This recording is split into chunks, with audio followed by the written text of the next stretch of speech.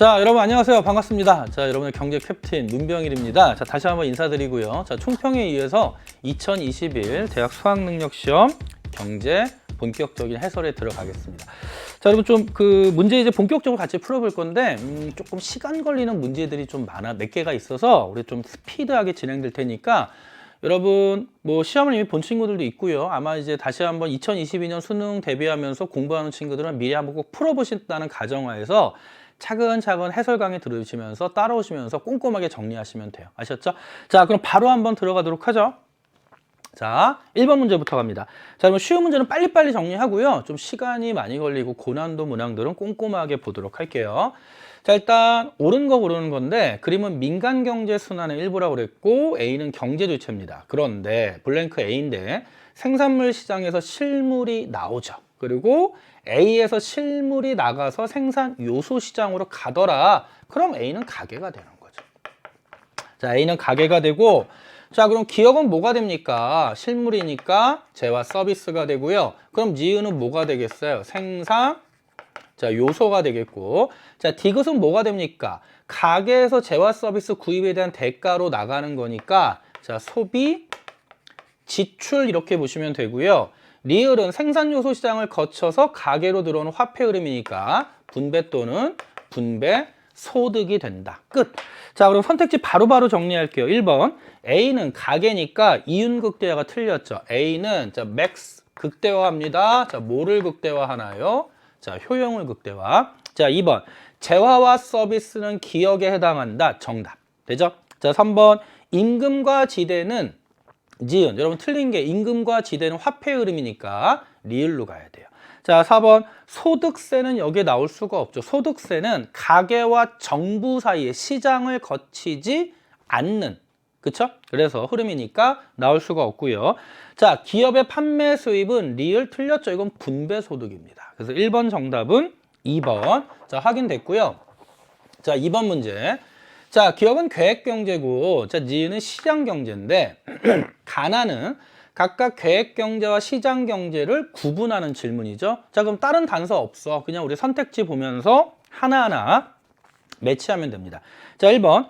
자, 기억에서는 니은과 달리 개인의 이윤 추구 동기. 여러분, 이윤 추구 동기가 강조되는 건 시장경제죠. 그래서 기억에서는 니은과 달리가 틀린 거. 니은에서는 기업과 달리. 자, 2번. 자, 기억에서는 니은과 달리. 자, 1번과 똑같은 맥락이야. 자, 결국 뭐냐면 시장 가격 기구의 기능이 중시되는 건 니은이죠. 2번 틀렸고. 자, 3번.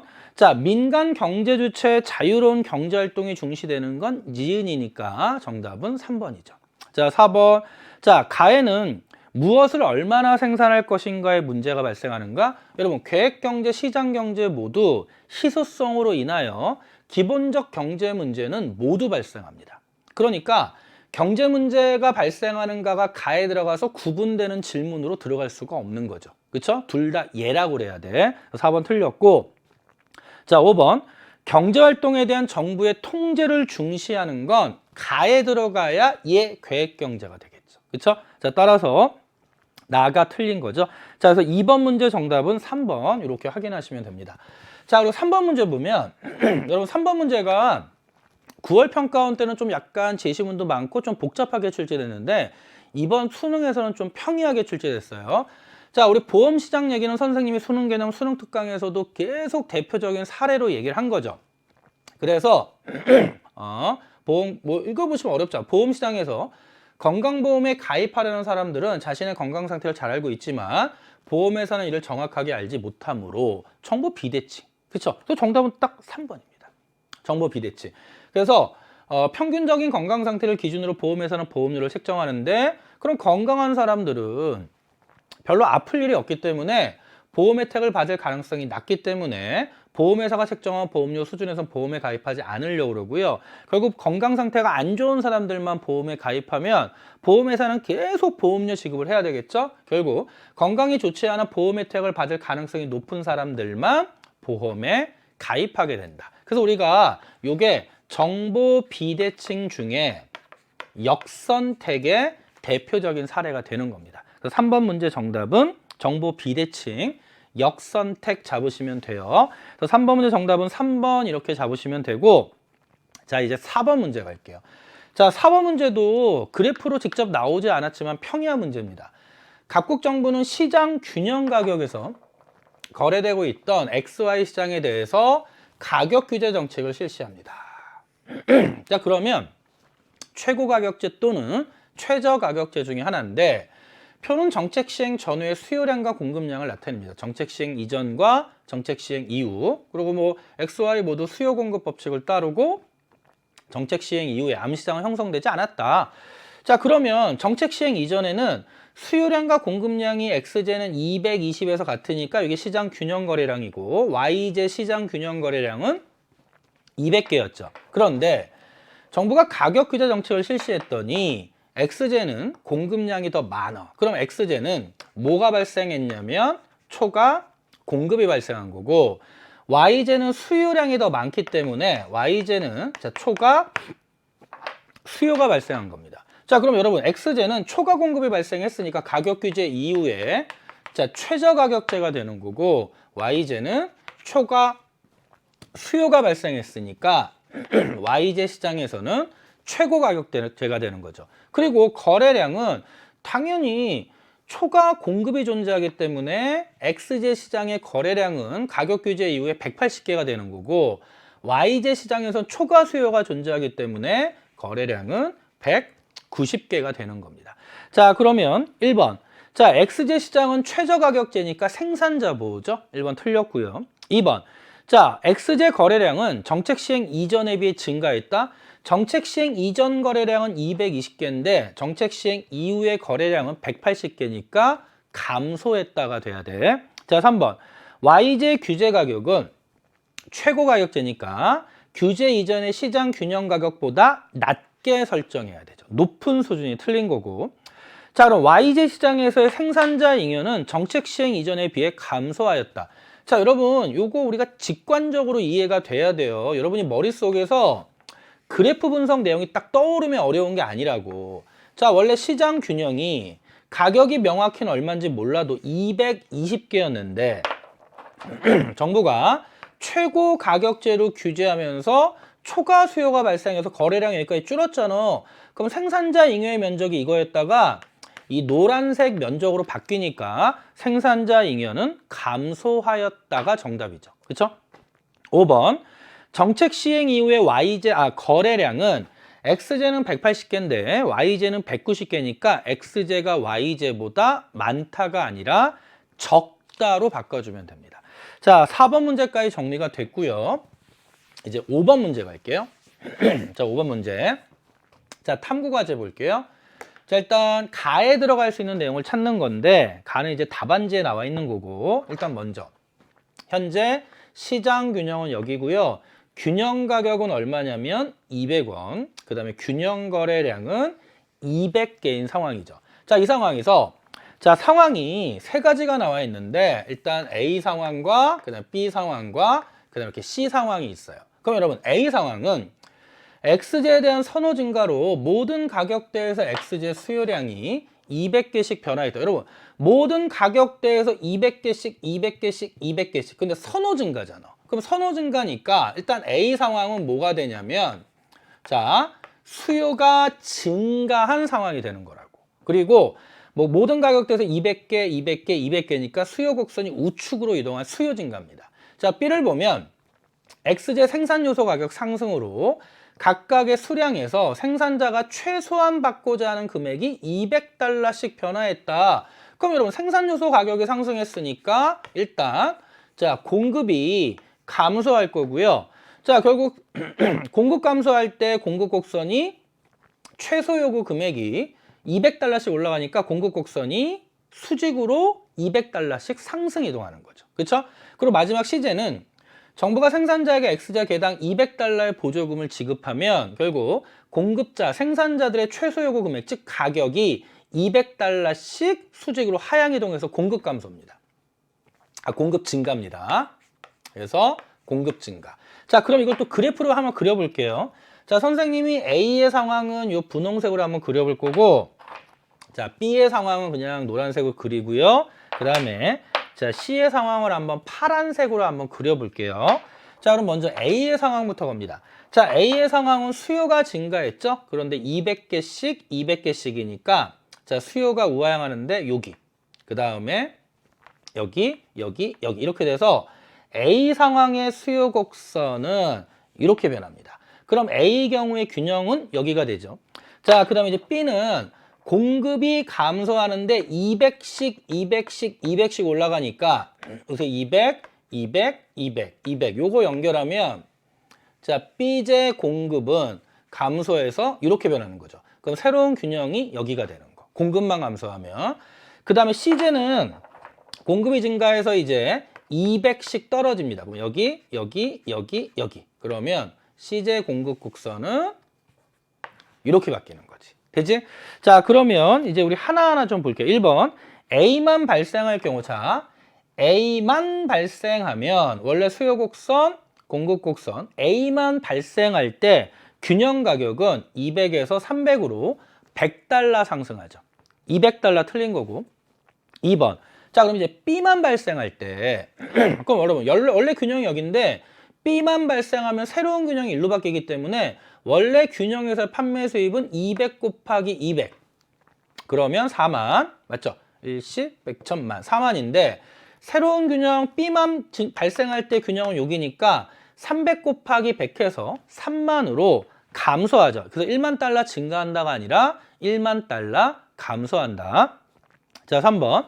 그럼 이번에는 C만 발생할 경우입니다. 여러분 C만 발생하면 자, 원래 수요 곡선 이렇게 있는데 공급이 증가해 C가 1로 바뀌었죠. 자, 그럼 그때 물어보는 게 소비자 잉여는. 그러면 자, 원래 소비자 잉여가 이 크기 균형에서 근데 C만 발생하면 새로운 소비자 잉여가 이 크기가 되니까 소비자 잉여의 증가 크기는 요 면적이 되는 거예요. 그렇죠? 그럼 여기 만, 여기 만, 그다음에 여기 5천. 자, 따라서 3만 달러 증가하는 게 틀린 거죠.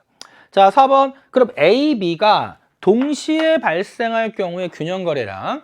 자, A가 분홍색, 그 다음에 B가 그러면 분홍색 수요 곡선과 수요 증가 공급 감소니까 새로운 균형점은 여기가 되는 거죠. 그렇죠? 그럼 새로운 균형점은 여기일 때 그러면 기존 균형점보다 거래량은 변화 없이 가격만 200달러 상승한 거니까 거래량은 감소한다가 아니라 균형 거래량은 변화가 없다가 돼야 되죠. 그럼 이제 정답은 5번인데 정확히 보죠.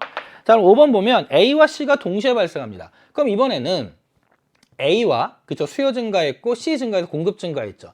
그럼 새로운 균형점이 일로 바뀌어서 그때 거래량은 몇 개가 되냐면 400개가 된다고. 그런데 그럼 그때 보조금 총액은 얼마냐고. 그럼 거래량 400개에 대해서 개당 200달러의 보조금을 주니까 그때 보조금 총액은 8만 달러가 되는 거죠. 400 곱하기 200. 됐나요? 자, 그래서 5번 문제 정답은 여러분이 5번 이렇게 정리하시면 됩니다. 자, 5번까지 정리가 됐고요. 자, 그 다음에 6번 문제 갈게요. 자, 6번 문제.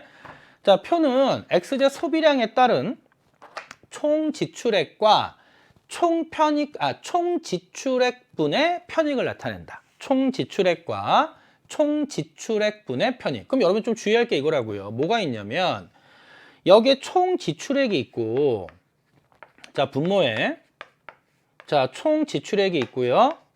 자, 분모에 자, 총 편익이 있어서 요걸 구한 값이 총 지출액 대비 총 편익을 구했더니 10이 나왔다고. 그러면 지금 문제에는 총 지출액이 주어져 있고 요 값이 18, 7, 5 이렇게 주어져 있기 때문에 우리는 여기서 뭐를 도출할 수 있냐면 총 편익을 도출할 수 있죠. 요거 옆으로 넘겨서 곱해주면 됩니다. 곱해주면 자, 그럼 우리는 뭐를 구할 수 있냐면 자,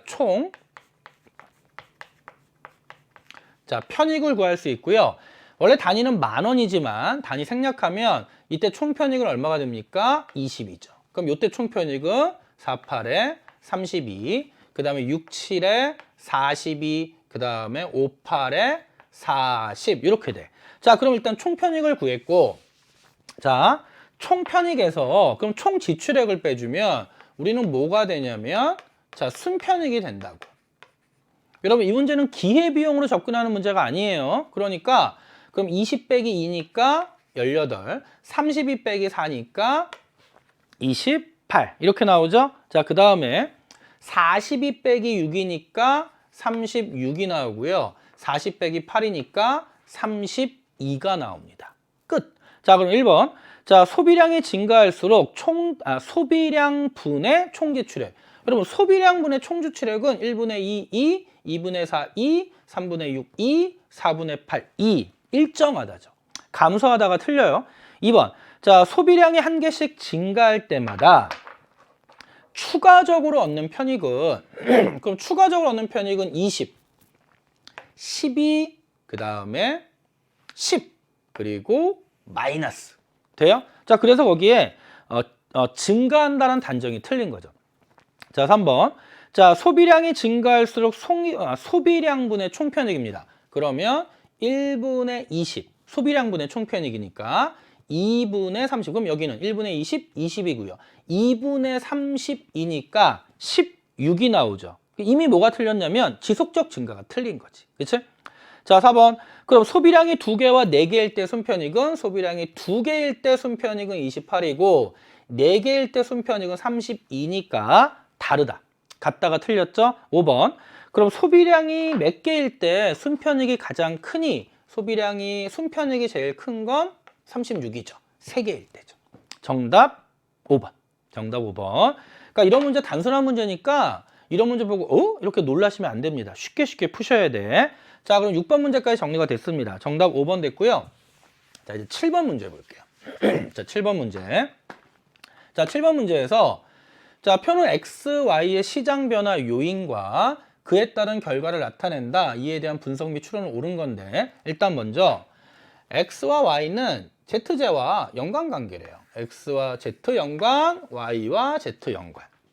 그럼 대체제 또는 보완제고, 자, X의 ZJ는 모두 수요와 공급 법칙을 따른다. 자, 근데 여러분 이제 주의할 게 뭐냐면, 여러분 중요한 거, X와 Z가 연관관계고 Y와 Z가 연관관계니까 일단 이 ZJ의 가격 변화는 XJ의 수요 변화를 갖고 오고요. YJ의 수요 변화를 갖고 와요. XJ 수요 변화와 YJ 수요 변화를 갖고 오는데 문제는 뭐냐면 그럼 이제 수요 측면에선 ZJ 가격 변화로 XJ 수요와 YJ 수요가 변했는데 공급 측면에도 변화가 있을 수 있다는 거예요. 블랭크 기억 니은이. 그리고 결과를 봤더니 XJ 시장에서는요. 자, 원래 이렇게 시장 균형이 이렇게 존재했을 거라고. 시장 균형이 존재해서 균형 가격, 균형 거래량이었는데 변화 이후에 수요와 공급 측면의 변화 이후에 균형 가격은 변함이 없는데 판매 수입이 감소했대요. 균형 가격은 변함이 없는데 판매 수입이 감소했다. 그럼 여러분, 균형 가격의 변화가 없으려면 이쪽으로 이동하거나 이쪽으로 이동하는데 판매 수입의 변함이 없으려면 새로운 균형점이 일로 이동해야 돼. 그럼 수요도 감소하고 공급도 감소하는 결과가 나와야 됩니다. 그래서 수요 감소와 공급 감소가 나와야 돼. 그래서 일단 우리가 알 수 있는 건 XJ 시장에서는 공급 감소, 수요 감소죠. 공급 감소, 수요 감소. 자, 두 번째. 자, YJ 시장에서 이제 어떤 변화가 생겼나 봤더니 원래 이렇게 균형이 존재했을 겁니다. 그쵸? 그런데 가격에 변함 없는데 판매 수입이 증가합니다. 그럼 균형 가격에 변함이 없으려면 이쪽 왼쪽으로 이동하거나 오른쪽으로 이동하는데 새로운 균형점이 판매 수입이 증가하려면 새로운 균형이 일로 이동해야 된다고. 그러면 수요도 증가하고 공급도 증가해야 되는 거죠. 그래서 YJ 시장에서는 수요도 증가하고 그 다음에 자, 공급도 증가하는 상황이 나오더라. 수요도 증가하고 공급도 증가. 자, 따라서 기업의 공급 측면은 감소가 나와야 되고요.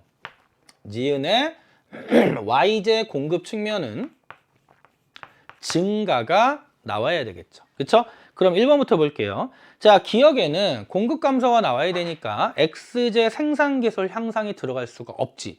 XJ 생산기술이 향상되면 생산비 절감되면서 공급이 증가하니까 2번. 자, 니은에는 공급 증가가 들어가야 되기 때문에 공급자 수 감소가 아니라 증가가 들어가야 되겠죠. 자, 3번. X와 Z가 보완관계라면 여러분 봐봐. X와 Z가 보완관계라면 ZJ 가격 변화와 보완관계에 있는 재화의 수요는 부해관계, 반비례해서 반대로 움직인다고. 그러면 디귿에 ZJ 가격 하락이 아니라 ZJ 가격의 상승이 나와야 보완제 수요가 감소하죠. 그래서 3번이 틀린 겁니다. ZJ 가격의 상승이 나와야 돼. 4번 디귿이 봐봐. ZJ 가격의 하락을 의미한대요. 그럼 디귿이 ZJ 가격의 하락을 의미하면 YJ와 ZJ는 여러분 가격이 하락할 때 수요가 증가했죠. 반대로 움직였으니까 보완제죠. 보완제. 4번 틀렸고. 자, 5번. 자, ZJ 생산 요소 가격 상승. 자, 여러분 ZJ 생산 요소의 가격이 상승하면 ZJ 생산비 부담이 증가해서 ZJ 공급이 감소하죠. 그럼 ZJ 공급이 감소하면 ZJ 가격 상승이에요. ZJ 가격 상승. 그럼 ZJ 가격 상승으로 다시. ZJ 생산 요소 가격 상승으로 디귿이 발생했다면 그러면 가격 상승했죠. 그러면 XJ와 ZJ는 가격 상승할 때 수요 감소하니까 보완제. 맞죠? 정답은 5번입니다.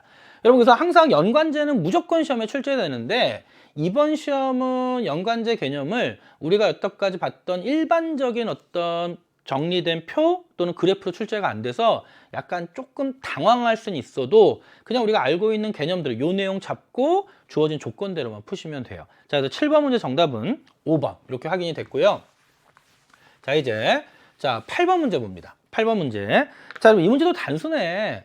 자, 일단 각국은 2019년 연초에 15세 이상 인구는 1000만 명입니다. 그 취업자 수는 600만 명이고 실업자 수는 100만 명이 있었대. 자, 그럼 여러분 생각해봐요. 일단 여기다 표를 이거 그려서 풀면 좀 쉬운데 이렇게 봅시다.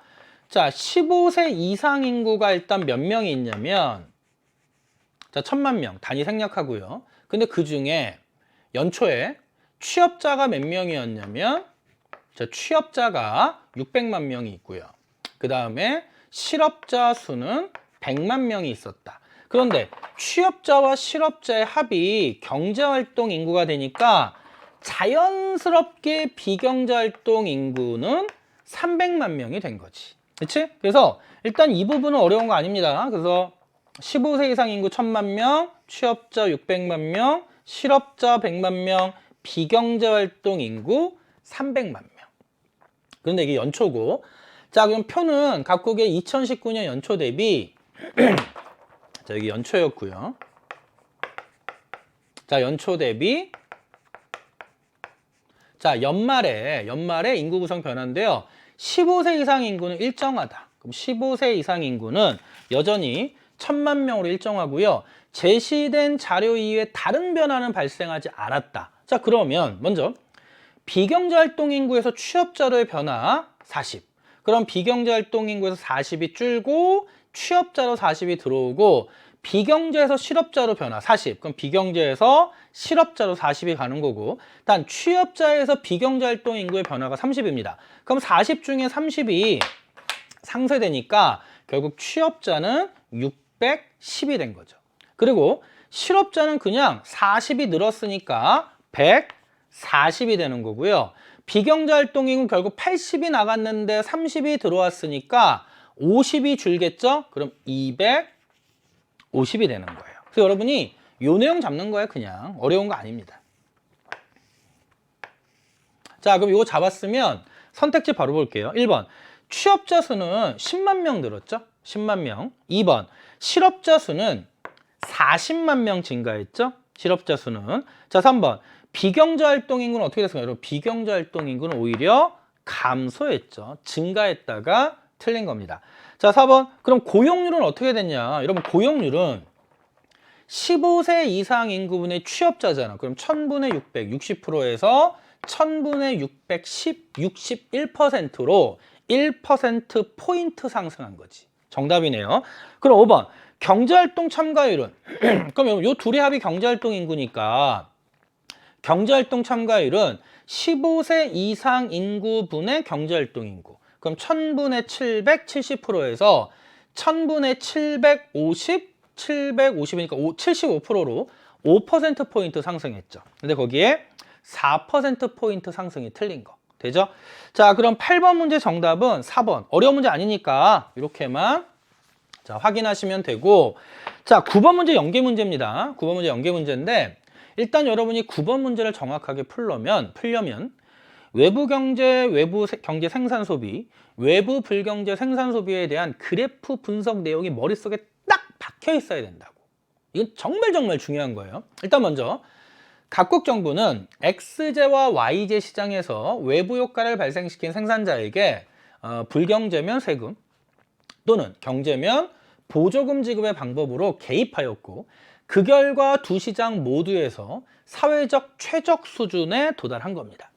자, 그림은 정부 개입으로 인한 각제와의, 자, 또 포인트가 이거야. 각제와의 가격 변화율과 거래량 변화에 나와 있는데, 그 변화율이 나온 이유는 정부가 개입하여. 그래서 여러분은 요 변화율을 보고 플러스냐 마이너스냐를 보고 세금 부과인지 보조금 지급인지 소비자에게 부과한 건지 생산자에게 부과 또는 지급한 건지를 잡아내야 돼요. 자, 그리고 각 시장에서는 하나의 외부 효과만 발생했고 XY 모두 공급 법칙과 수요 법칙을 따른다. 그럼 먼저 좀 봐봐. 일단 X제 시장을 보니까 X제는 가격 변화의 플러스여서 정부가 보조금 또 지급 또는 세금 부과를 했더니 가격은 자 상승하였고, 근데 거래량 변화율은 마이너스여서 자 거래량은 자 감소한 상황이에요. 자, 그럼 여러분이 이거를 그래프를 떠올려 보면 이걸 다 그릴 필요 없이 자 현재 시장에서 우하향하는 수요와 우상향 공급 만나서 이게 시장 균형인데, 여러분 자 사사분면 이렇게 만들고요, 가격이 상승하고 거래량이 감소하려면 새로운 균형점이 요 안으로 이동해야 돼. 왼쪽으로 가야 돼. 그렇기 위해서는 공급이 감소해야 됩니다. 공급이 감소. 자, 그래서 공급 감소니까 결국 정부가 세금 부과한 거죠. 그쵸? 그러면 공급이니까 생산 측면이고 정부가 세금을 부과하여 결국 거래량을 감소시켰더니 시장 거래량이 줄어들어서 최적 수준에 도달한 거니까 결국 X제는 일단 과다 생산이 문제였고요. 그러면 외부 불경제, 자 무슨 측면이었다? 자 생산 측면이었다. 요거 잡아야 되고, 자 두 번째, 자 이제 Y제를 보니까 자 Y제는 정부 개입 이후에 가격 변화율이 마이너스란 얘기는 정부 개입으로 자 가격이 하락한 거고, 두 번째 거래량 변화율이 플러스니까 자 거래량이 증가한 상황이죠. 근데 여러분 딱 직관적으로 보다 거래량 증가? 그럼 이거 외부 경제겠네. 자, 그런데 마찬가지로 이것도 자 우리가 그래프를 보면 자 원래 시장에서 이렇게 균형이 존재했을 거야. 근데 정부가 개입을 했더니 보조금을 증가하니까 보조금을 줬을 텐데, 정부 개입으로 가격이 하락하고 거래량이 증가했다는 얘기는 새로운 균형이 요 안으로 이동한 겁니다. 그럼 거래량이 증가해야 되겠죠. 그러면 이 경우는 누구에게 보조금을 줬다? 생산자에게 보조금을 준 거니까 자 따라서 자 외부 경제 과소 생산에 문제가 있어서 생산자에게 보조금을 줘서 거래량 증가를 유도한 겁니다. 그래서 여러분이 그래프가 안 나와 있어도 방금 선생님이 말한 내용을 직접 그려볼 수도 있지만 연습이 많이 된 친구들은 머릿속에서 딱 그리면서 바로 풀었을 거라고. 자, 그럼 기억. 정부 개입 전 X제 시장은 외부 불경제 생산이기 때문에 사회적 최적 생산량 수준보다 시장 거래량이 많았다가 돼야 되죠. 왜? 과다 생산이니까. 그래서 기억은 맞고. 자, 지은. 정부 개입 전 X제 시장은 외부 경제 땡, 외부 불경제입니다. 디귿. 정부 개입 전 Y제 시장은 외부 경제 생산이니까 사회적 비용이 사적 비용보다 작았죠. 사적 비용이 보다 컸기 때문에 무슨 생산이 이루어졌다? 과소 생산이 이루어졌다. 돼요? 그래서 디귿 맞고 리을. 자, 정부는 외부 효과 개선을 위해 Y제 생산자에게는 자 여기는 세금 부과 맞는데 Y제는 X제는 세금 부과가 맞지만 Y제는 보조금 지급이 됩니다. Y제는 보조금 지급. 자, 그래서 9번 문제 정답은 2번 이렇게 잡으시면 돼요. 자, 그리고 이제 10번 문제 갑니다. 자, 여러분, 이 문제 중요한 문제인데 이 문제가 왜 중요하냐면 9월 평가원에 비슷한 유형 문제가 있고 10월 수능에 비슷한 문제예요. 근데 여러분 문제 유형이 완전 달라. 그래서 계산이 틀려요. 계산이. 그래서 아마 여러분이 선생님의 9월 평가원 해설을 보면 선생님 9월 평가원 해설은 그냥 원금 대비 연 단위의 수익률을 구했는데 여기는 어떤 단서가 나와 있는지 볼게요. 자, 오르면서 고르는데 갑과 을은 T년 초에 이제 투자를 해서 T 플러스 2년 말에 투자를 종료합니다. 이거는 9월 평가원과 똑같아요. 문제 유형이. 그런데 갑과 을의 기간별 금융상품 투자를 나타내요. 이거는. 그래서 갑은 T년에는 주식, T 플러스 1년은 펀드, T 플러스 2년도 펀드, 을은 펀드. 그런데 T 플러스 1년은 주식으로 바꿨다가 다시 T 플러스 2년은 채권으로 갑니다. 그래서 화살표는 해당 금융상품의 투자 기간을 나타내고, 자, 요게 중요해. 예를 들어, 자, 갑의 경우를 봤더니 갑은 T년 초에 A 주식을 매수하여 T년 말에 전액 현금화합니다. 여러분 9월 평가는 이게 없어요. 이 단서가. 그리고 이 자금으로 수익이 날 수도 있고 손실이 날 수도 있죠. 그 자금으로 결국 수익이 난 모든 금액 또는 손실이 났으면 원금이 줄어들겠지. 그걸 다시 T 플러스 1년 초에 B펀드에 가입해서 T 플러스 2년까지 가는 거야. 근데 을은 T년 초에 펀드에 가입했다가 T년 말에 다 찾아. 그 찾은 돈을 T 플러스 1년 초에 주식에 투자했다가 T 플러스 1년 말에 다시 다 찾고 그 돈을 다시 채권에 투자했다가 T 플러스 2년 말에 다시 찾는 겁니다. 그래서 여러분이 2022년을 수능을 준비하는 친구들은 요 단서가 9월 평가원에 없다라는 걸 꼭 아셔야 돼. 9월 평가원에 없다라는 거. 수능은 이 단서가 나왔어요. 그럼 요 단서대로 푸는 겁니다. 자, 그리고 자, 다음 페이지에 보면 갑과 을이 투자한 갑 금융상품별 연도별 투자 수익률 결과를 나타내고요. 그래서 주식은 T년 마이너스 플러스, 펀드는 3 플러스 더 금액 10% 늘어났고 채권은 2% 계속 2%입니다. 자, 그러면 다시 돌아와서 이거 보면서 할게요. 그럼 갑은 주식에 투자했을 때 원금에서 10%가 날라간 거죠. 그러면 갑은 만약에 100만 원을 투자했다면 90만 원 된 거야. 그걸 다 찾아. 그걸 다 찾아서 펀드에 투자하면 그때 수익률은 3%가 됩니다. 근데 이걸 끝까지 가는 거야. 자, 그 다음에 그러면 펀드는 T 플러스 2년도 3%가 나오죠. 아, B펀드는 아니다. T 플러스 2년은 자, 10%가 나옵니다. 자, 그런데 을은 처음에 펀드에 투자하죠. 그러면 B펀드는 T년에 3%. 그쵸? 근데 만약 100만 원을 투자했다면 3만 원의 수익이 나서 T년 말에 103만 원이 됩니다. 근데 그걸 다 찾아서 주식에 투자해. 그럼 주식이 T 플러스 1년의 수익률은 마이너스 10%예요. 그리고 또 손실 났죠. 그걸 다 찾아서 T 플러스 2년 채권에 투자하면 채권의 수익률은 그때 2%다. 그래서 지금 이 상황. 그럼 기억부터 볼게요. 자, T 플러스 2년 말까지 갑의 투자 수익률은 몇 %니? 그럼 여러분 생각해봐요. 일단 갑이 100만 원을 투자했어요. 투자했죠. 그러면 T년 말에 90이 됐다고. 그거 다 찾아. 또 90을 투자해. 그러면 39, 27에서 27,000원, 92만 7천원 됐죠? 다 찾아. 그걸 펀드에 또, 90만 7천원 되고 거기서 또 10%가 나왔잖아. 그쵸? 그럼 결론은 뭐냐면 이거는 10%보다 크죠. 그래서 거기에 3%는 말도 안 되는 거예요. 3%는 말도 안 되고. 자, 그 다음에 지은. 자, T 플러스 1년 말까지 갑과 을의 투자 수익률은 같다. 이게 중요한 거예요. 잘 봐요. 만약에 갑이 100만 원을 투자하면 100만 원에 대해서 10%니까 90만 원 되고요. 90만 원 차 다시 투자하면 39, 27에서 27,000원의 수익이 나서 92만 7천원이 됩니다. 그럼 100만 원이 92만 7천원 된 거고 T 플러스 1년 말까지. 자, 그럼 을은 자, 을도 마찬가지로 여러분 100만 원을 투자했다고 쳐봐요. 그러면 3%의 수익이 났으니까 103만 원이 된 거야. 그럼 T 플러스 1년 T년 말에 103을 다 찾아가지고 주식에 투자했어. 그런데 10%의 손실이 났죠. 그럼 103에서 10%의 손실이 나면 10.3의 손실이 난 거잖아. 그쵸? 그러면 빼주면 92.7이 되죠. 그래서 같아요. 같아요. 그래서 니은 갑과 을의 투자 수익률은 같다. 맞고요. 자, 디귿 T 플러스 2년 말까지 투자 수익률, 여러분 직관적으로 봐도요. T 플러스 2년 말까지 투자 수익률을 보면 여기서 10% 올라가고 T 플러스 2년에 2%가 발생하니까 당연하죠. 우리 여기서 그 다음 똑같이 수익률이 나는데 T 플러스 1년까지. 근데 여기 10% 2%니까 당연히 갑이 을보다 높다. 이것도 맞고. 자, 리을. 그럼 만약에 갑이 T 플러스 2년 말까지 주식에만 투자했답니다.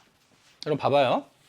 갑이 만약에 T 플러스 2년 말까지 주식에만 투자했다. 근데 원래 기존에는 여기 10%, 그 다음 여기 3%, 그 다음 여기 몇 %였냐면 10%였죠. 근데 만약에 갑이 주식에만 투자했다면 자, 10%, 그 다음에 10% 주식에만 투자하면 그 다음에 여기가 얼마가 되냐면 20%입니다. 자, 따라서 투자 수익률이 더 높았다가 주식에만 투자했다면 투자 수익률이 더 높았다가 성립될 수가 없지. 그치? 자, 따라서 또 높았을 것이다가 틀린 거고 10번 문제 정답은 니은 디귿 잡으시면 3번이 됩니다. 니은 디귿 잡으시면. 자, 그럼 우리 10번까지 이렇게 정리가 됐어요. 자, 10번까지 정리가 됐고요. 정답 3번. 자, 11번 문제 갈게요. 자, 여러분 이거 11번 문제 아마 여러분이 개념이 정확하지 않다면 엄청나게 생각보다 당황할 수 있는 문제. 자, 문제 보죠. 일단 포유는 각국의 연도별 전년 대비 물가 상승률. 자, 그러면 여러분 항상 물가 상승률을 보자마자 물가 상승률은 전년도 물가지수 분의 금년도 물가지수 빼기 전년도 물가지수 곱하기 100. 그래서 물가 상승률은 물가지수의 변화율이구나. 근데 문제에서 물가 상승률은 GDP 디플레이터를 이용한다. 그럼 GDP 물가지수의 대용지표로 뭐가 쓰인다? GDP 디플레이터가 쓰이는구나. 그리고 기준연도는 2015년이라고 그랬죠. 그럼 여러분 이 기준연도에서는 물가지수 또는 GDP 디플레이터 또는 물가지수가 기준연도는 100이잖아요. 그렇죠? 근데 여러분 더 중요한 게 이게 뭐냐면 물가 상승률이 3%야. 그럼 2012년 대비 2013년에 물가지수가 오른 거죠. 근데 거기서 또 물가 상승률이 2%니까 물가지수가 더 커진 거야. 그리고 2015년은 물가 상승률 1%에서 물가지수가 커져서 100이 된 거죠. 그럼 그 얘기는 뭐냐면 2013년의 물가지수는 2014년보다 작고 2014년의 물가지수도 2015년보다 작다는 거야. 그래서 13년과 14년의 물가지수의 공통점은 모두 100보다 작다. 100보다 작다. 단 좀 더 크게 쓸게요. 자, 13년의 물가지수도 100보다 작고 14년의 물가지수도 100보다 작어. 그런데 물가 상승률이 계속 플러스이기 때문에 13년의 물가지수보다 14년의 물가지수가 큰 거고 14년의 물가지수보다 15년의 물가지수가 큰 거죠. 즉 GDP 디플레이터가 13년보다 14년이 큰 거고 14년보다 15년이 큰 겁니다. 근데 거기서 16년은 물가 상승률이 다시 마이너스 1%니까 다시 16년이죠. 다시 16년의 물가 상승률은 마이너스니까 100보다 작아지죠. 즉 GDP 디플레이터가 100보다 작아지더라. 요거 잡아야 돼요. 요거. 자, 그럼 요걸 잡았다면 기억. 2013년에 실질 GDP는 명목 GDP보다 작다. 자, 고민할 필요가 없는 게 지금 우리가 2013년에 물가지수 GDP 디플레이터가 100보다 작잖아. 그럼 GDP 디플레이터는 자, 실질 GDP분의 명목 GDP를 구한다고. 그럼 이 값이 100보다 작다는 얘기는 분모의 실질 GDP가 분자의 명목 GDP보다 크니까. 자, 따라서 1번. 기억. 13년의 실질 GDP는 13년의 명목 GDP보다 크다로 바꿔줘야 되죠. 명목이 실질보다 작은 거죠. 그래서 기억에 작다가 아니라 크다. 자, 니은. 14년 GDP 디플레이터는 100보다 작다. 당연할 수밖에 없죠. 왜냐하면 15년 기준연도가 100인데 GDP 디플레이터 물가지수가 그런데 물가 상승률이 2% 플러스란 얘기는 15년의 물가 상승이 1%란 얘기는 전년도보다 물가지수가 커졌으니까. 그러니까 14년은 15년보다 물가지수가 작아. 따라서 100보다 작은 거죠. 니은 맞고. 자, 디귿. 14년과 15년의 명목 GDP가 같다면 실질 GDP는 여러분, 요거 봐봐. 2014년과 2015년을 보는데 여기 우리가 알고 있는 건 GDP 디플레이터야. 그러면 자, 실질 GDP 분의 명목 GDP, GDP 디플레이터. 자, 15년에도 자, 실질 GDP 분의 명목 GDP, GDP 디플레이터. 근데 이거 누가 큽니까? 얘가 크잖아. 그치? 그런데 4번 디귿 선택지는 14년과 15년의 명목 GDP가 같다. 그럼 14년과 15년의 명목 GDP가 같아. 자, 분자값이 같아. 그런데 비율값이 누가 더 크려면 15년이 크려면 얘가 더 크려면 실질 GDP는 14년이 더 커야죠. 14년이. 따라서 실질 GDP는 14년이 15년보다 커야지만 GDP 디플레이터 값이 분자의 명목 GDP가 같을 때 GDP 디플레이터 값이 15년이 더 커집니다. 그래서 14년에 실질 GDP가 더 크다. 돼요? 그래서 디귿 작다 틀렸고요. 자, 리을. 자, 이제 리을 보면 그럼 15년의 경제 성장률이 음액값을 갖는다면 명목 GDP는 자, 보세요, 여러분. 15년의 경제 성장률이 16년의 경제 성장률이 음액값을 갖는다는 얘기는 15년에 비해 16년에 실질 GDP가 감소한 상황이라고. 실질 GDP가. 자, 그러면 우리 16년에 자, 실질 GDP 분의 자, 명목 GDP가 이렇게 있어. 그런데 지금 문제는 15년 대비죠. 그러면 우리가 아는 건 뭐냐면 일단 요 값이 15년 대비 16년에 100이었다가 15년에 GDP 디플레이터가 100보다 떨어졌다고. 그런데 경제 성장률이 음액값이면 실질 GDP가 15년 대비 16년에 줄어들었잖아. 그럼 이 상황에서 전년 대비 명목 GDP는 어떻게 됐겠어? 여러분, 만약 명목 GDP가 그대로면 분모가 하락하면 GDP 디플레이터 값은 커지죠. 커지면 당연히 커지지. 그럼 결국 이 명목 GDP가 실질 GDP보다 더 많이 감소해야 돼요. 그래야 GDP 디플레이터 값이 전년 대비 하락한다고. 자, 따라서 16년이 15년보다 명목 GDP가 작다가 맞는 거예요. 이러고 비슷한 유형 문제 우리 모의고사에서 좀 다뤄본 거예요. 알겠죠? 그래서 정답은 몇 번이다? 니은, 리을. 자, 4번 잡으시면 됩니다. 자, 11번 문제까지 정리가 됐어요. 자, 12번 문제 갈게요. 자, 12번 보니까 자, 표는 미국 달러와 대비 각국 통화 가치의 변화율이야. 국제거래는 미국 달러로만 이루어지고. 그럼 우리나라 원화는 달러와 대비 통화 가치의 변화율이 플러스 10이니까 통화 가치는 원화는 달러와 대비 자, 통화 가치가 상승했고요. 각국 통화는 통화 가치의 변화율이 마이너스니까 자, 통화 가치는 달러 대비 하락했고 을국 통화도 마이너스니까 통화 가치는 달러 대비 하락한 거지. 그럼 이거 환율로 나타내면 이런 환율 변화와 자국 통화 가치 변화는 반대로 움직이니까 원 달러 환율은 하락한 거고요. 각국 통화 달러 환율은 상승한 거고 을국 통화 달러 환율도 상승한 거라고. 그래서 여러분이 통화 가치 변동률과 환율 변화를 같이 옆에다 꼭 표시를 해야 돼. 그럼 기억부터 볼게요.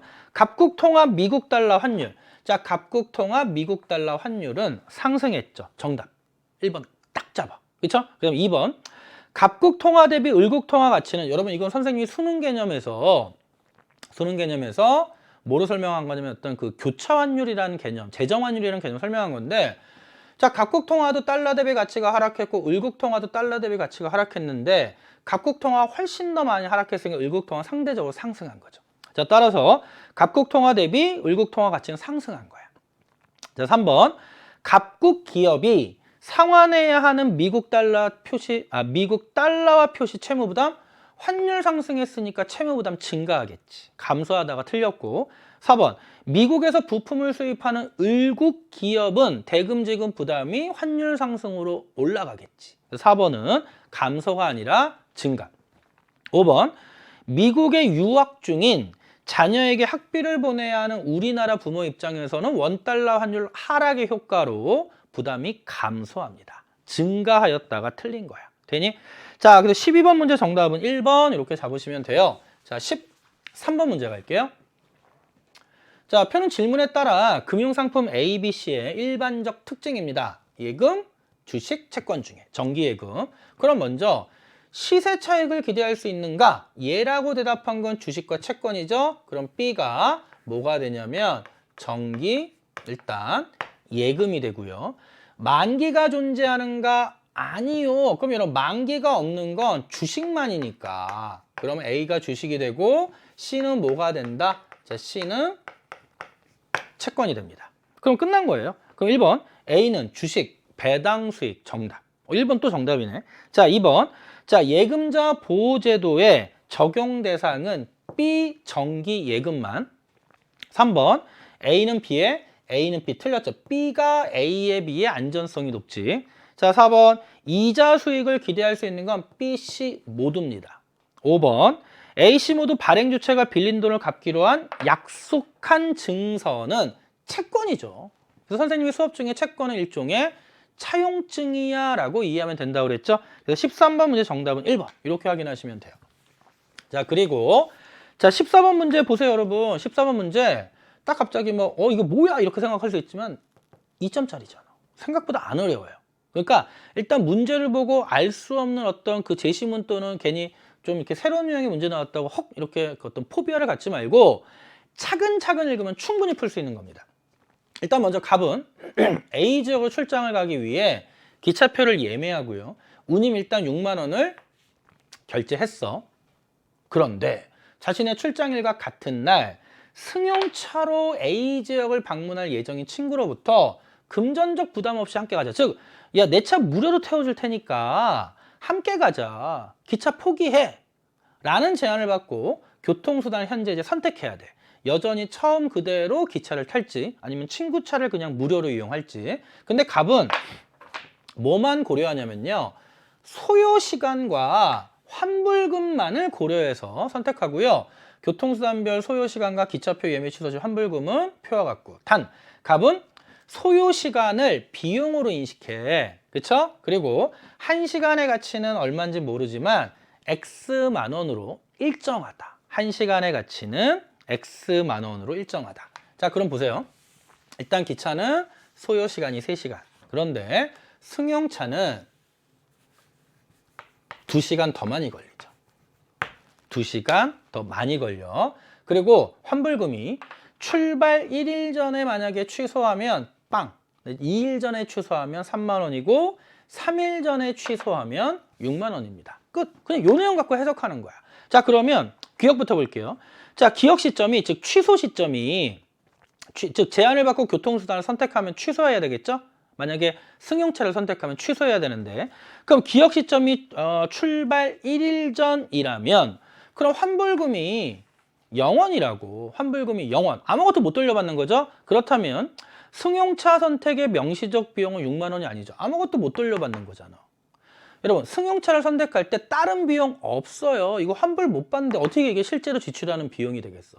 왜냐면 6만 원은 과거에 이미 지출한 비용이니까 이건 6만 원은 명시적 비용이 될 수가 없죠. 자, 그다음 지은.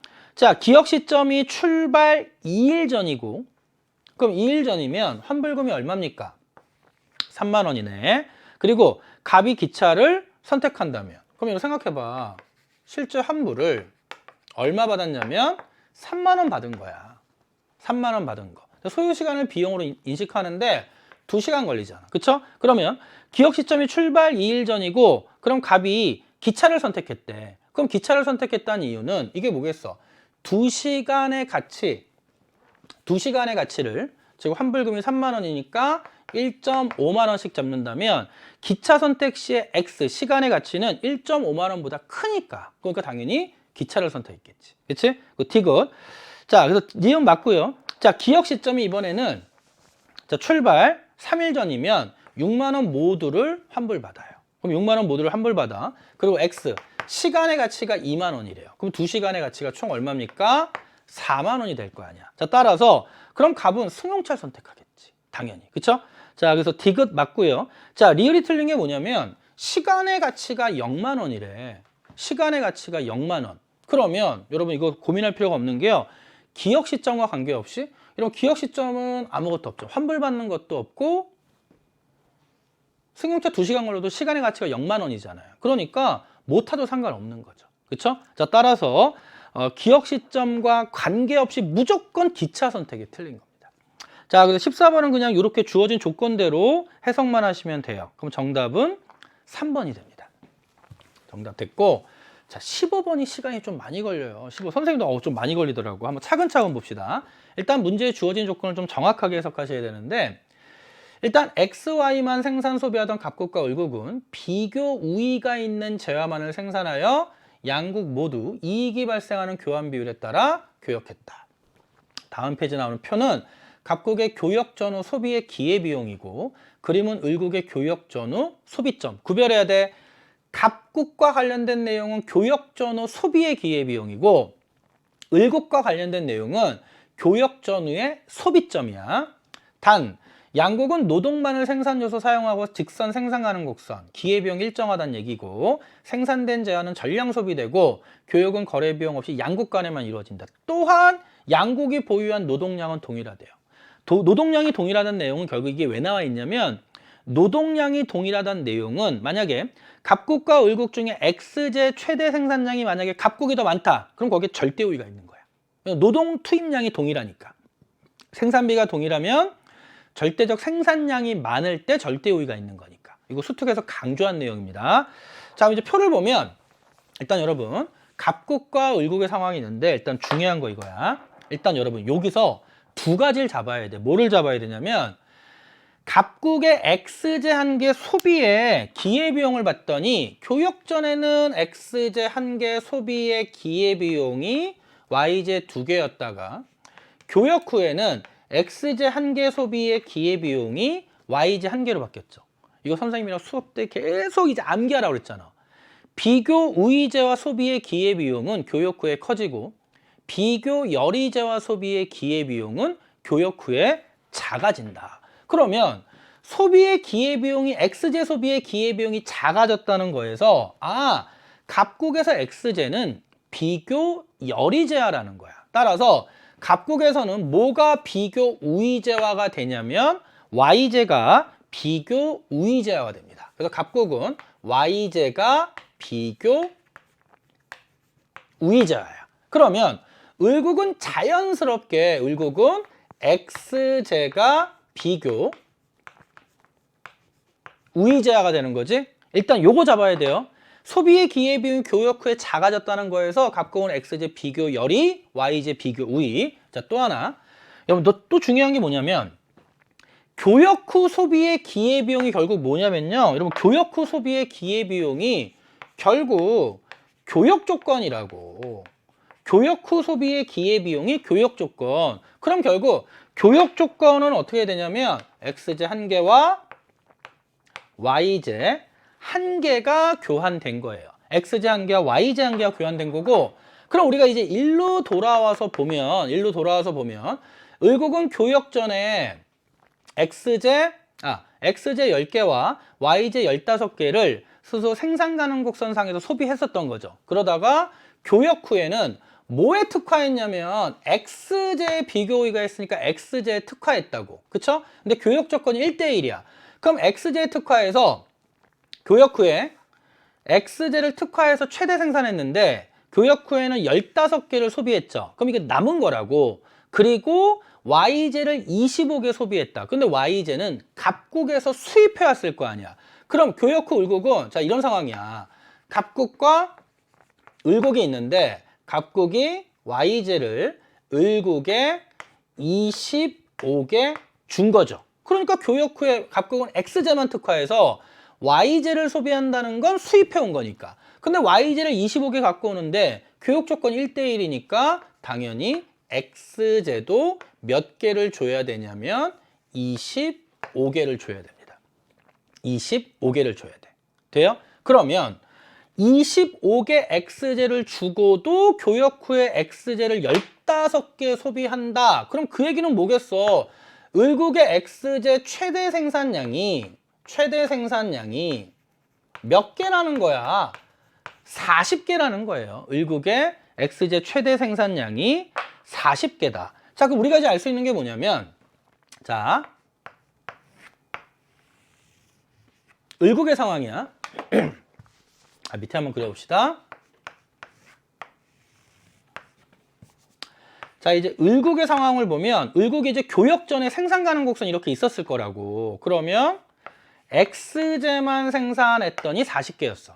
X제만. 그러면 X제만 생산했더니 40개인데, 여러분, 교역 전에 을국의 소비 조합이지.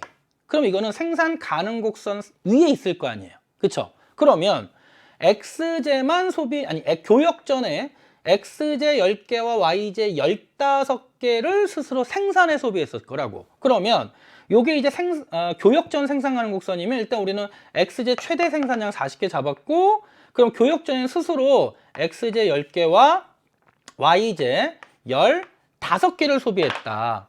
그럼 요 점을 스스로 생산해서 소비한 거였잖아. 왜냐면 교역 전의 소비점은 스스로 생산 소비한 거니까. 그러면 여러분 봐봐요. 40개에서 10개로 30개를 줄였더니 몇 개가 늘었어? 15개가 늘었죠. 그럼 10개를 줄이면 3분의 1인 5개가 늘겠지. 그럼 을국의 Y제 최대 생산량은 20개가 된다고. 을국의 Y제 최대 생산량은 20개. 그래서 우리는 을국의 교역 전 생산 가능 곡선을 이렇게 그릴 수 있는 거야. 이렇게 그릴 수 있는 거. 그리고 교역을 통해서는 1대1로 교환돼서 뭐 예를 들어 X제에서 이제 교역 후 소비 가능성 이렇게 되면서 이제 여기가 몇 개가 되는 거예요? 15개에서 뭐 25개 이렇게 바뀌겠지? 그래서 일단 요거 지금 그린 건 을국의 교역 전 생산 가능 곡선. 그래서 우리는 요 지금처럼 이렇게 쭉 따라오면서 을국의 X제 최대 생산량 잡고요.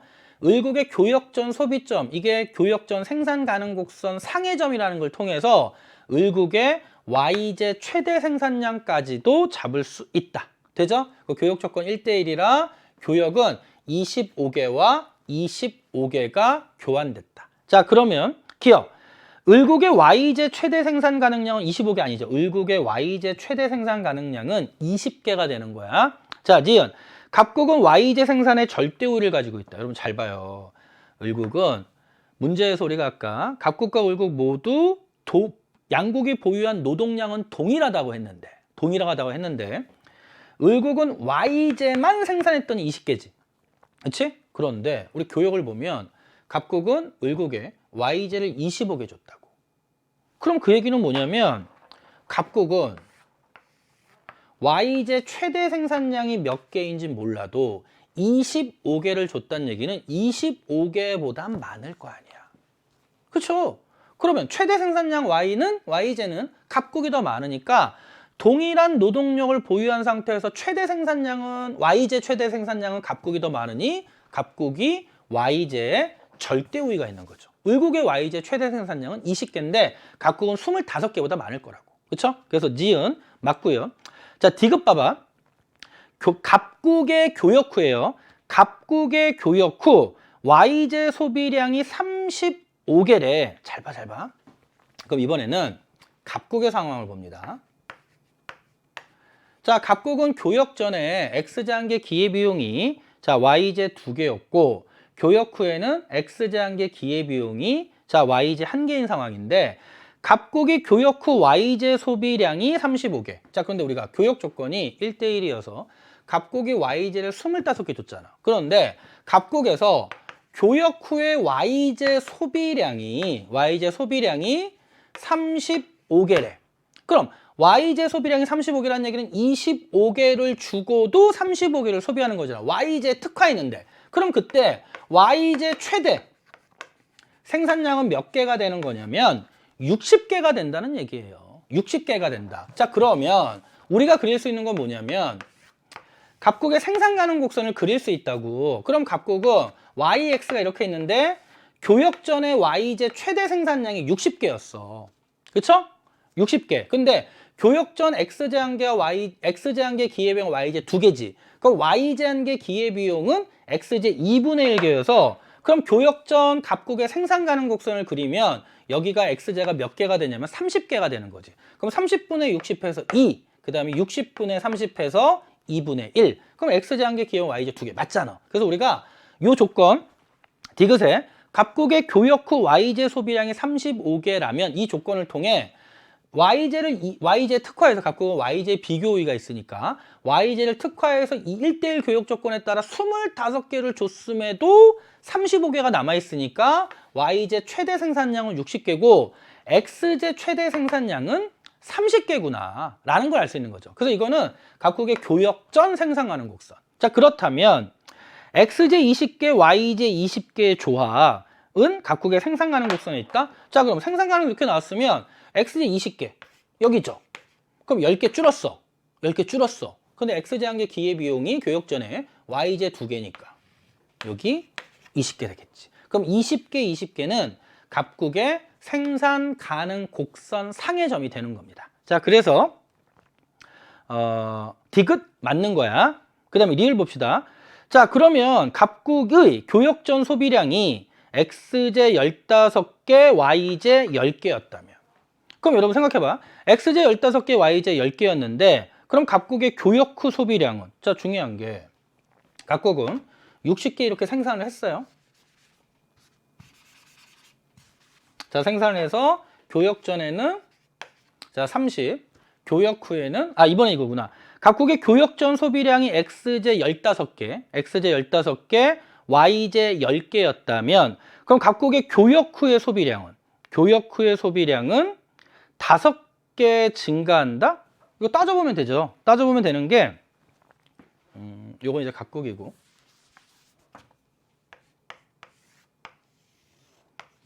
여러분 각국의 상황에서 교역전에는 X제한계 기회비용이 Y제 2개고 교역 후에는 X제한계 기회비용이 Y제 1개지. 그치? 그런데 지금 보니까 생산 가능 곡선 이렇게 있을 거라고. 자, 생산 가능 곡선 이렇게 있는데 교역전에 X제 소비량이 X제 15개, 그 다음에 Y제 10개였대.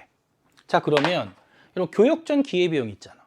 그럼 교역전에는 스스로 생산에 소비하니까 소비의 기회비용이 생산의 기회비용이 되니까 자, 그럼 우리가 지금 기울기가 일정한데 기회비용이 X제한계가 Y제 2개잖아. 그럼 X제한계가 Y제 2개니까 그럼 Y제 10개 줄이면 X제가 5개 늘어나서 여기가 20개가 될 거고 자, 15개 줄이면 30개 늘어나서 여기가 40개가 되는 상황이에요. 그럼 교역전 이게 갑국의 리얼 조건에 의한 갑국의 생산 가능 곡선이 이렇게 된다고.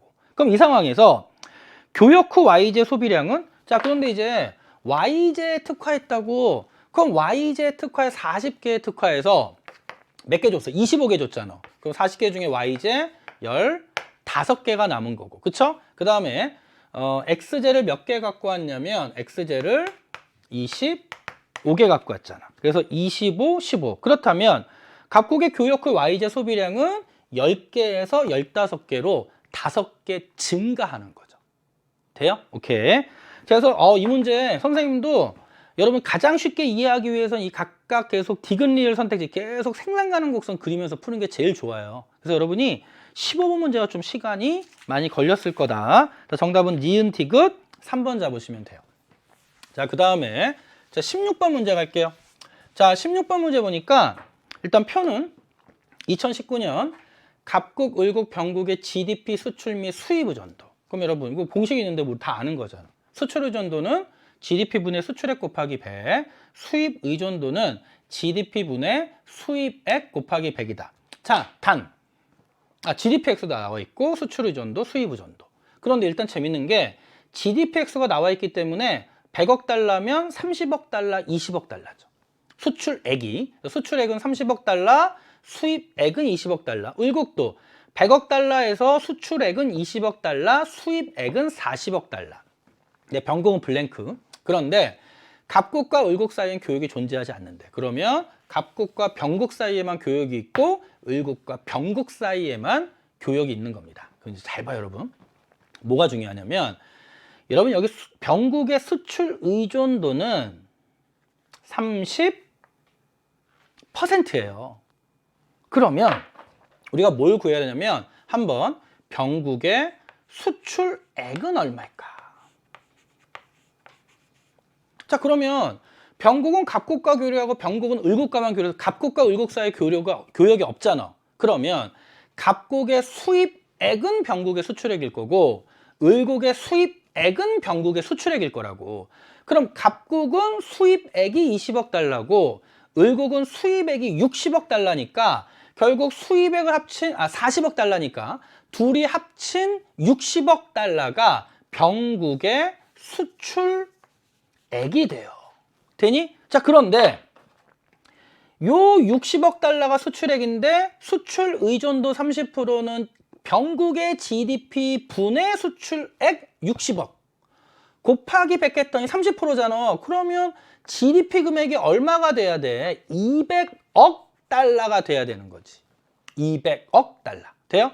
자, 그러면 병국의 수입액은 갑국의 수출액과 을국의 수출액이잖아. 다시 병국의 수입 의존도는 병국의 GDP분의 병국의 수입액인데 그 수입액은 갑국의 수출액과 을국의 수출액분의 합이니까 그럼 갑국의 GDP 200분의 수입액 50해서 니은에는 몇 퍼센트가 나와야 된다? 25%가 나와야 된다.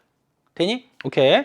자, 따라서 1번 수출액은 갑국이 30억 달러, 을국은 20억 달러, 갑국이 을국보다 많다. 2번 기역은 200 등동. 정답이죠? 자, 3번의 니은은 50억 낚이면 안 돼. 이거 25%야. 수입 의존도니까 25%.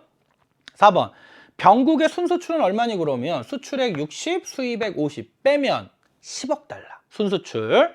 5번 GDP 대비 순수출의 비중은 여러분 GDP 대비 순수출의 비중은 100분의 10 갑국은 그쵸?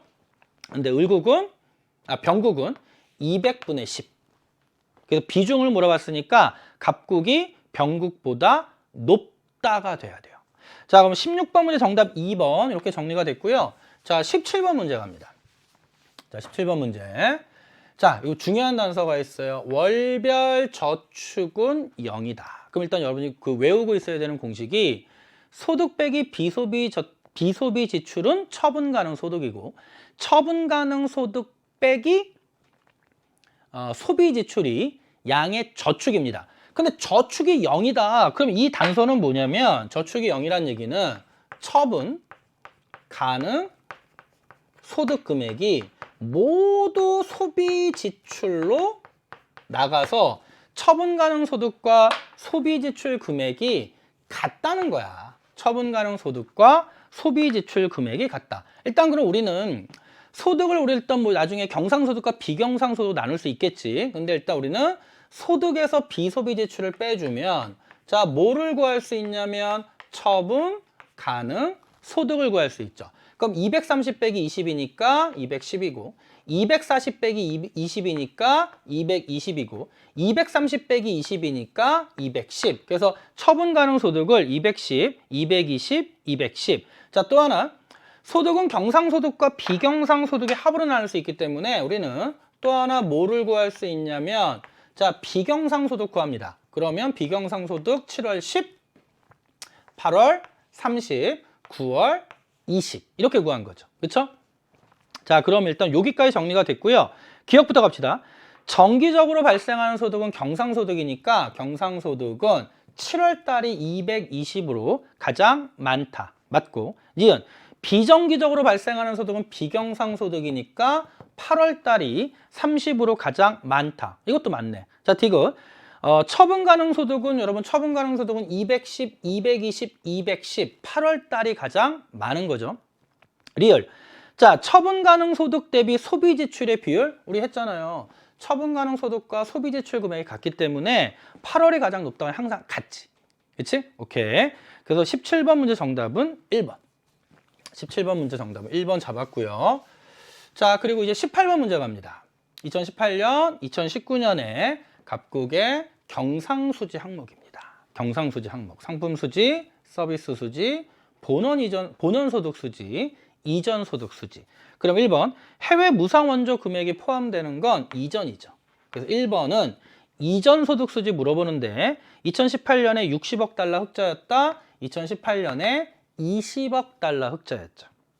2번 차관 도입액. 여러분 차관은 국가 간에 돈 빌려주는 거. 여러분 차관은 어디로 가야 돼요? 금융계정. 경상수지 항목과는 관련이 없죠. 상관없는 거고. 3번 해외 투자에 따른 배당금은 본원소득 수지에 들어가는 겁니다. 그러면 2019년에는 적자죠. 그 수취액이 지급액보다 적었다. 많았다가 틀린 거지. 4번 해외 지식재산권 사용료. 지식재산권 사용료는 서비스 수지에 들어간다고. 자, 따라서 18년과 19년 모두 흑자 정답. 4번 정답이고요. 자, 5번 2019년의 경상수지 흑자 규모는 전년에 비해. 그럼 전년인 2018년이 있을 거고 2019년. 그럼 경상수지 흑자 규모니까 다 더해줘야 돼. 그럼 먼저 2018년 더하면 90, 60, 20, 20, 150, 40에서 190억 달러고 2019년은 70, 50, 마이너스 20, 마이너스 10. 그러면 30 빼주니까 90억 달러. 그러니까 줄었는데 20억 달러가 아니잖아. 190에서 90억 달러로 감소했으니까. 그래서 20억 달러 감소가 틀린 거죠. 자, 그럼 18번 문제 정답은 4번 이렇게 확인하시면 됩니다. 자, 19번 문제 볼게요. 자, 그림의 2는 갑국이 경제 안정화를 위해 선택한 정부 지출 규모와 중앙은행 보유, 국공채 규모의 조합을 나타내고요. 현재 갑국은 E에 있는데 A에서 D로의 변경을 고려하고 있다. 단 총수요 곡선은 우하향하고 총공급 곡선은 우사향한다. 그럼 여러분 주의할 게 현재 이 점에서 세로축 중앙은행 보유 국공채 규모가 A로 간다는 얘기는 중앙은행이 국공채를 매입해서 국공채 규모를 보유하는 국공채 규모를 늘리는 거야. 그럼 중앙은행의 국공채 매입은 확대 통화 정책이 되죠. 그런데 C로 이동한다는 얘기는 중앙은행이 보유한 국공채를 줄인다는 얘기는 보유하고 있는 국공채를 매각한다는 거잖아요. 그럼 시중의 통화량을 흡수하는 거니까 요거는 긴축 통화 정책이 되는 겁니다. 요거 잡으면 돼. 자, 1번 A로 변경한다. 자, E에서 A로 변경하면 지출 규모는 그대로 두지만 중앙은행이 국공채 매입을 통해 시중의 통화량이 늘어나는 효과가 생길 거 아니야? 물가 상승이죠. 물가 수준이 낮아질 거다. 틀린 겁니다. 확대 통화 정책이야. 2번. 자, 이번엔 B로 변경한대. 자, B로 변경하면 중앙은행은 액션을 아무것도 취하지 않지만 정부 지출이 늘어나는 거니까 확대 재정 정책이지. 그럼 실질 GDP는 총수요 곡선 우측 이동, 실질 GDP 증가. 3번. 이번에는 D로 변경합니다. 그러면 정부 지출 축소만 이루어지는 거잖아. 따라서 긴축이죠. 총수요 감소. 4번. 자, 뭐 C보다 B로 변경하는 것이 여러분 C와 B 중에 누가 더 실질 GDP 증가에 효과적일까? 자, E에서 B로 이동하면 정부 지출 증대만 있지만 E에서 C로 이동하면 국공채 매각과 긴축과 정부 지출 증대라는 확대가 충돌하지. 그치? 어느 게 효과가 더 큰지 모른다고. 따라서 C보다 B가 실질 GDP 증가에 더 효과적일 것이다가 맞는 거죠. 오케이? 자, 4번 정답이고 5번. 총공급이 감소할 경우에 B로 변경하면. 여러분 봐봐. 총공급이 감소하는데 B로 변경하면 정부 지출만 늘어나는 거지. 그럼 정부 지출만 늘어나는 거기 때문에 확대 통화 정책. 그러면 자, 5번 선택지에서 자, 원래 E의 균형이 이렇게 있는데 총공급이 감소했는데 총수요도 증가하면 물가는 더 상승할 수밖에 없죠. 그렇죠? 따라서 물가 안정에 도움이 된다가 아니라 총공급 감소로 물가가 상승하는데 총수요가 증가하면 물가는 더 상승할 거다. 그래서 안정에 도움이 된다가 틀린 겁니다. 되죠? 오케이. 19번 문제 정답은 4번. 자, 이제 마지막 문제입니다. 자, 20번. 문제가 좀 길어서 한번 읽어보죠. 일단 먼저 표는 2019년 갑국의 GDP를 측정하기 위한 생산 측면과 지출 측면의 경제활동이고요. 여러분 이 문제 중요한데 수특에서 가장 난이도가 높았고 복잡한 문제였습니다. 복잡한 문제, 연계 문제고요. 각국의 기업은 X제만 생산하는 A기업과 Y제만 생산하는 B기업이 존재한다. 그럼 여러분, 일단 우리가 알고 있는 게 뭐냐면 한 나라의 GDP를 측정하는 방법은 각 단계 부가가치의 합, 그렇죠? 또는 총생산물의 시장가치, 그렇죠? 그리고 국민소득 3면 등가의 법칙에 의하여 생산 측면의 국민소득 GDP와 지출 측면의 국민소득, 가계소득, 가계소비, 기업투자, 정부지출, 순수출, 분배 측면의 국민소득, 임금이자 지대 이윤의 합이 항상 같더라. 이 두 가지를 떠올려야 돼. 두 가지를 떠올려야 되고, 일단 A기업은 X제만 생산하고 B기업은 Y제만 생산하는 상황이다. 여기까지 되죠? 자, 그 다음에 A기업이 생산하는 X제는 일단 PX 가격, 얼마인지 모르지만 모두 국내에서 판매되고요. 그런데 그 중에 일부는 Y제 생산의 중간재로 사용됩니다. 예를 들어 A기업이 X제를 생산하는데 모두 100개를 만들어 팔았는데 그 중에 만약 10개만 중간재로 투입되면 나머지 90개가 최종재인 거지. 그렇지? 두 번째, B기업은 A기업으로부터 구입한 X제만을 중간재로 사용하여 Y제를 생산합니다. 생산된 Y제는 PY 가격의 50%는 해외 수출. Y제 반은 수출. 나머지는 국내에서 판매돼. 국내에서. 그럼 먼저 일단 생산 측면의 경제활동을 봤더니 A기업은 생산량이 250억 개인데 중간재 투입액이 없어요. 그리고 부가가치는 1000억 달러. 그럼 여러분 1000억 달러로 250억 개로 1000억 달러를 나눠주면 결국 A기업의 X제 가격은 4달러가 되는 거지. 개당. 그래서 4, 5, 20, 4, 2, 8에서 1000억 달러가 되니까. 그래서 일단 우리는 A기업의 X제 가격이 얼마였다? X제 가격은 개당 4달러야 라는 걸 잡을 수 있는데, 자, 근데 이제 재밌는 게 문제에서 B기업은 A로부터 구입한 X제만을 중간재로 사용한다고 그랬다고. 그러면 B기업의 중간재 투입액이 300억 달러인데 요게 X제잖아. 요게 X제. 그러면 A기업이 생산한 X제, 중간재 투입액이 없으니까 A기업의 최종 생산물은 X제 1000억 달러인데 그 중에 300억 달러는 어디로 가고? B기업으로 가고, 그 중에 300억 달러는 B기업으로 가고, 그럼 A기업이 생산한 X제 중에 최종 생산물로, 즉 최종재로 팔린 건 결국 얼마죠? 700억 달러만 되는 거라고. 요거 하나 잡아요. 자, 그리고 이제 B기업은요, 생산량이 이제 200억 개인데, 근데 그 생산량 Y제 200억 개를 다시 A기업은 X제만 생산하고 B기업은 Y제만. 근데 B기업은 X제 300억 달러를 투입해서 200억 개를 생산했고, 그쵸? 그리고 부가가치는 얼마인지 모르지만 Y제 총 생산물의 가치에서 300억 달러를 빼준 거겠죠. 그쵸? 그러면 일단 우리가 그 GDP 계산 공식에 의하면 요 X제 최종재와 Y제 최종재 가치를 합치면 GDP가 되는 거죠. 여기까지 됐고, 문제 복잡해요. 자, 그 다음에 이걸 왜 줬냐면 우리가 생산 측면에서 계산한 GDP가 있다면 이 GDP 금액과 지출 측면에서 계산 경제활동을 통해서 지출 측면에서 국민소득, 가계소비, 기업투자, 정부지출, 순수출의 합이 같아야 된다는 거예요. 그렇죠? 그리고 또 하나, 요 200억 개 중에 100억 개는 Y제는 국내 판매됐고 100억 개는 수출했더라. 자, 그런데 요 함정에 빠지면 안 돼. 국내 지출 합계가 2천억 달러야. 근데 지출 합계는 소비, 투자, 정부 지출의 합이라고.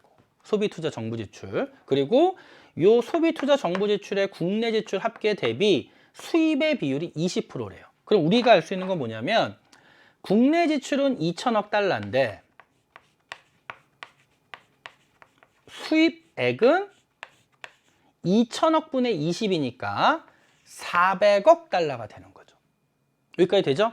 자, 그럼 이제 중요한 게 뭐냐면 이제 공식을 하나 만들어야 돼. 무슨 공식을 만들어야 되냐면, 그렇다면 이제 우리가 보기를 이제 하나하나 볼 건데, 그럼 보기. 여기까지 나왔죠? 그러면 우리가 기억 잡고 니은은 없구나. 자, 그럼 일단 여기까지 잡았는데 일단 우리가 아는 건 이거예요. 그럼 지출 측면의 국민소득이 어떻게 되지? 자, 지출 측면의 국민소득은 가계소비, 기업투자, 정부지출 플러스 순수출. 그럼 가계소비, 기업투자, 정부지출의 합이 얼마냐면 지출 측면 국민소득이 2천 더하기 순수출이니까 자, 순수출은 수출에서 자, 수입을 빼준 건데 수입액이 400억 달러라고. 그럼 이 네모가 지출 측면의 국민소득이 돼요. 그렇죠? 그런데 요 금액이 뭐와 동일해지냐면 수출 측면의 국민소득과 동일해지잖아. 생산 측면의 국민소득과 동일하죠. 근데 생산 측면의 국민소득은 우리가 여기 A기업과 B기업을 봤지만 일단 A기업의 X제 최종제 700. 그쵸? 그 다음에 B기업의 Y제 최종 생산물 가치. 근데 Y제 최종 생산물은 200개 중에 100개는 국내 판매됐고 100개는 뭐죠? 100개는 수출했지. 그럼 결국 만약에 이 금액이 우리가 요 블랭크 기업 금액이 정확히는 얼마인지 몰라도 이게 만약에 2천이면 국내 판매 1000, 수출 1000. 그때? 그러면 요 금액은 결국 부가가치가 아니라 B기업의 최종 생산물은 만약에 국내 판매가 여기 있지만 여기 올라오면 다시 요거 부가가치는 요거 빼준 거고 그럼 다시 B기업의 최종 생산물은 생산량이 200억 개인데 B기업의 최종 생산물은 국내에서 100개가 팔린 거고 수출해서 100개가 팔린 거라고. 그럼 Y제 최종 생산물의 시장 가치는 얼마인지 몰라도 만약에 2천이면 국내에서 1000이 팔린 거고 수출을 통해 1000이 팔린 거지. 그럼 결국 Y제 최종 생산물은 수출에 2를 곱해주면 된다고. 그러면 요거는 요 최종 생산물 가치는 2수출 2 곱하기 수출 더하기 700. 그럼 요게 Y제 가치고 요게 X제 가치. 그럼 요게 GDP고 요게 뭐와 같냐면 지출 측면에서 국민소득과 같아지겠죠. 그럼 요 수출 남고요. 요 700 넘기면 얼마가 됩니까? 700 넘기면 1100이니까 여기가 900 이렇게 수출이 되겠죠. 그래서 디귿 봐봐요, 여러분. 디귿. 갑국의 수출액은 900달러이다. 맞죠? 그러면 수출액이 900달러이니까 결국 지출 국민소득의 총합은 2500달러가 됩니다. 그럼 여기가 B기업의 2500달러. 그럼 700달러 빼주면 2500에서 700 빼주면 1800이고 1800에서 300 빼주면 기억은 1500 나오겠지. 그치? 그래서 기억은 복잡해. 기억은 1500 됩니다. 그럼 보기 기억은 1600이 아니라 기억은 1500이 되는 거죠. 돼요? 자, 그 다음에 요거 이제 부가가치고 그럼 여기가 이제 얼마가 되냐면 Y제 최종은 1800이잖아. 그치? 1800을 200으로 나누면 9달러죠. 9달러 개당. 따라서 PY는 PX의 2배가 아니다. 4달러, 9달러니까 2배 넘죠. 이거 갑국의 수출액은 900억 달러 맞고 자, 리을. 그럼 GDP 대비 국내 지출의 합계. 그럼 GDP 우리 구했잖아. GDP는 2500. 2500 분의 국내 지출은 2000. 그쵸? 그럼 몇 프로 됩니까? 80% 맞죠? 돼요? 그래서 이거 잘 잡아야 돼. 자, 이렇게 해서 우리 20번 문제까지 정리가 된 겁니다. 자, 좀 스피디하게 진행을 했고요. 좀 평이한 문제는 빨리 진행을 하고 특히 15번 문제, 20번 문제 좀 약간 시간이 많이 걸리는 문제 최대한 꼼꼼히 하려고 했는데 좀 어땠는지 모르겠습니다. 하여튼 이런 식으로 항상 한 2문제 정도가 좀 가장 시간이 많이 걸리고 나머지 문제들은 충분히 풀 수 있는 문제예요. 아셨죠? 자, 일단 여러분 수고 많으셨고요. 올해 수능 끝난 친구들은 꼭 원하는 목표 이루시도록 선생님이 단지 수능이 끝이 아니라 항상 응원할 거고요. 그 다음에 다시 2022년 수능 또는 내신을 준비하는 친구들은 내년 선생님과 또 한번 열심히 공부해 보시면 분명 좋은 결과 또는 좋은 성적 얻을 수 있을 겁니다. 여러분 항상 말씀드리지만 국영수도 중요하지만 사회탐구도 중요하다는 거 잊지 마시고 너무 등한시하시면 안 돼요. 그럼 절대 원하는 점수 안 나와요. 자, 여러분 수고하셨고요. 자, 항상 응원합니다.